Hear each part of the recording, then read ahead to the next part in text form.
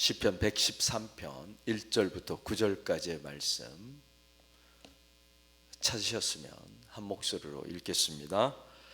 할렐루야. 여호와의 종들아 찬양하라. 여호와의 이름을 찬양하라.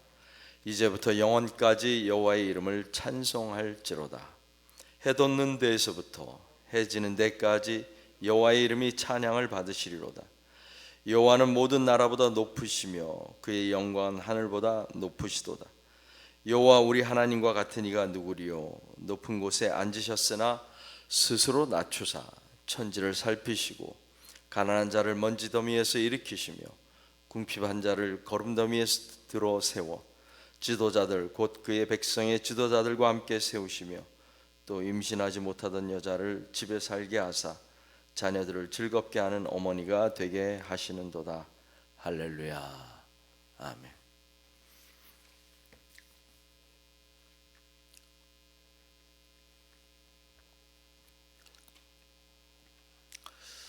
오늘은 과학 이야기로 한번 먼저 시작을 해볼까 합니다.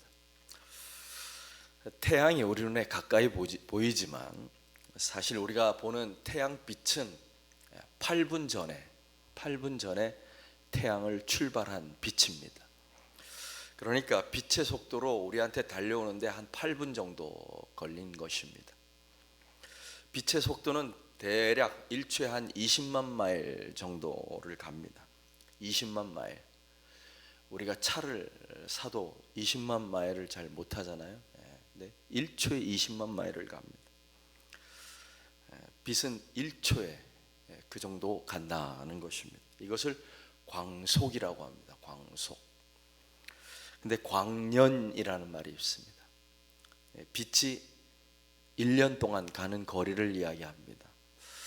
현재 인류가 만든 가장 빠른 로켓, 우주에 돌아다니는 로켓이 초당 1초에 200km를 간답니다. 마일로 하면 1초에 125마일을 갑니다.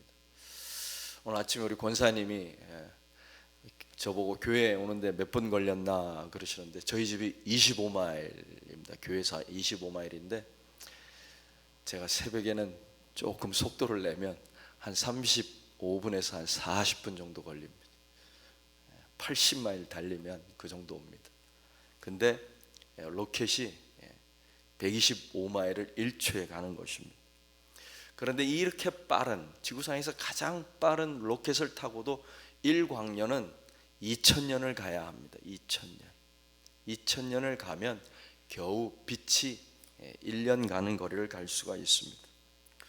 우리가 매일 밤마다 보는 이 북극성만 해도 우리 지구에서 300에서 400광년 정도 떨어져 있습니다.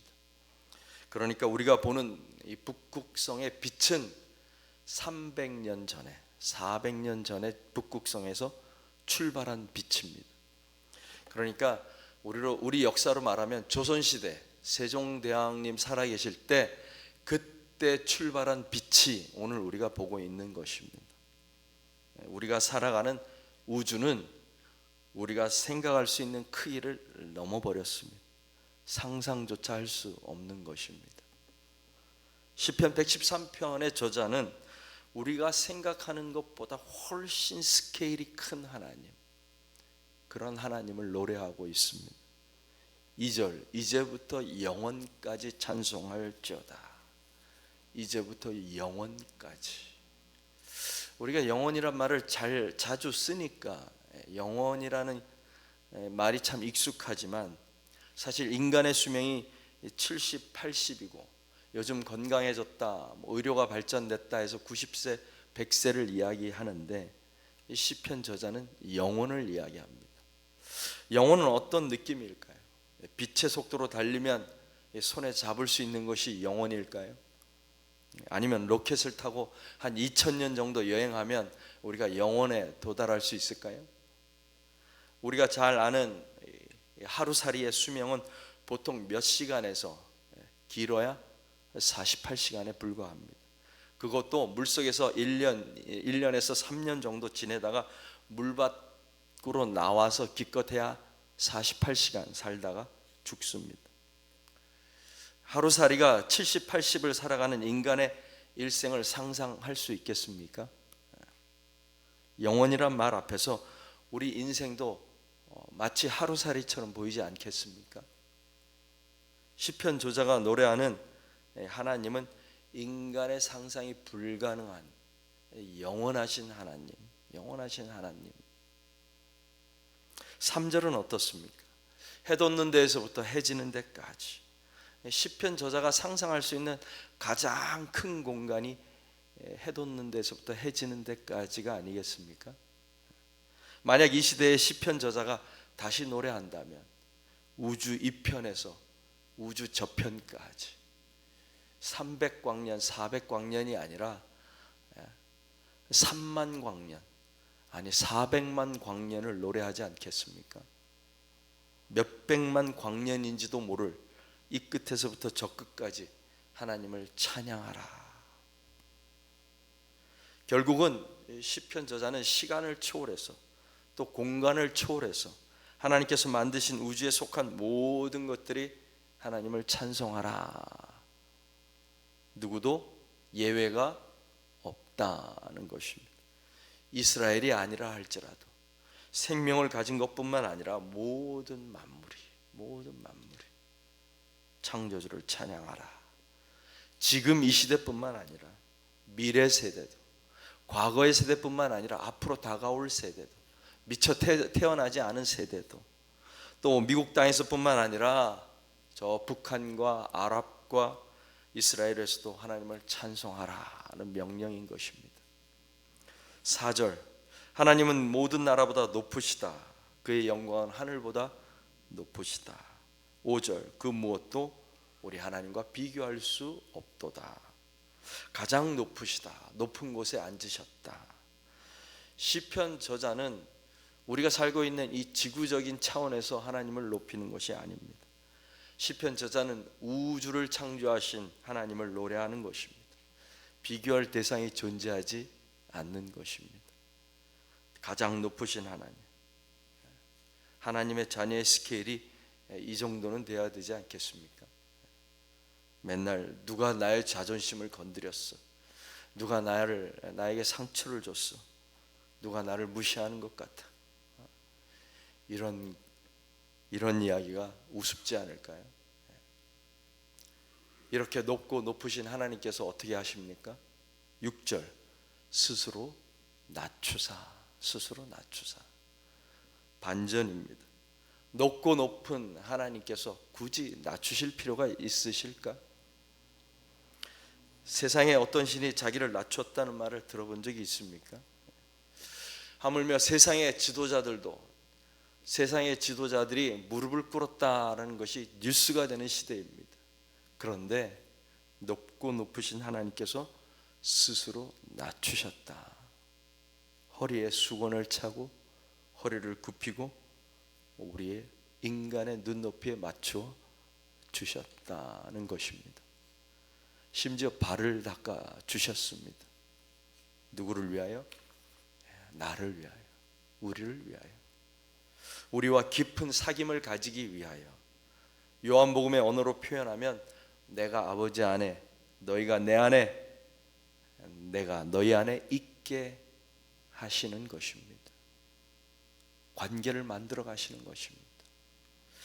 스스로 낮추사 하시는 일이, 첫째 6절 후반절에 보면 천지를 살피시고, 세상이 그냥 돌아가지 않습니다. 저절로 돌아가지 않습니다. 창조의 질서를 가지고 운행되는 것입니다. 창조하신 하나님이 이제는 나 몰라라 하고 뒷방에 앉아 계신 것이 아닙니다. 적극적으로 살피고 돌아보고 계신다는 말씀입니다. 두 번째 7절, 가난한 자를, 궁핍한 자를 세우신다. 그리고 어떻게 하신다? 8절, 지도자들과 함께 세우신다. 하나님은 스스로를 낮추셨지만 하나님의 백성인 우리를 높이시는 분이십니다. 하나님은 스스로 낮추셨고 우리를 높이셨습니다. 심지어 하늘 보좌를 버리고 이 땅에 오셔서 종의 형상을 가지셨습니다. 우리를 높이시기 위하여, 우리를 하나님의 자녀로 만들기 위하여 그렇게 하신 것입니다. 셋째 9절, 임신하지 못하던 여자를 행복한 어머니가 되게 하신다. 영어로는 해피 마더, 해피 마들이 되게 하신다. 이미 성경에 수많은 여인들이 증언하는 것이지 않습니까? 사라, 한나, 삼손의 어머니, 또 야곱의 아내 라헬 등등. 오늘 본문에 기록된 말씀은 이미 일어난 사건들입니다. 우리가 듣고 경험한 이야기입니다. 그리고 과거의 이야기가 아니라 현재 진행되는 이야기고 앞으로 이루어질 미래의 이야기도 한 것입니다. 하나님의 낮아지심 때문에 피조물인 우리 인간과 깊은 관계를 맺기 위하여 낮아지신 그 하나님 때문에 모든 것이 역전되었습니다. 역전되었습니다. 가난하고 비천한 자를 들어서 하나님의 자녀가 되게 하시고 부자와 학식 있는 자들을 부끄럽게 하셨습니다. 임신하지 못하던 사라를 열국의 어머니로 만들어 주셨습니다. 예수 그리스도의 계보에 속한 여인이 되게 하셨습니다. 이 모든 일을 통해서 궁극적으로 저와 여러분을 하나님의 자녀로 만들어 주셨고 높여 주셨습니다. 우리가 예배하는 하나님은 우리에게 눈높이를 맞추어 주시는 하나님이십니다. 높고 높으신 하나님이 우리와 만나기 위하여 스스로를 낮추어 주셨습니다. 이것이 기독교의 핵심 진리입니다.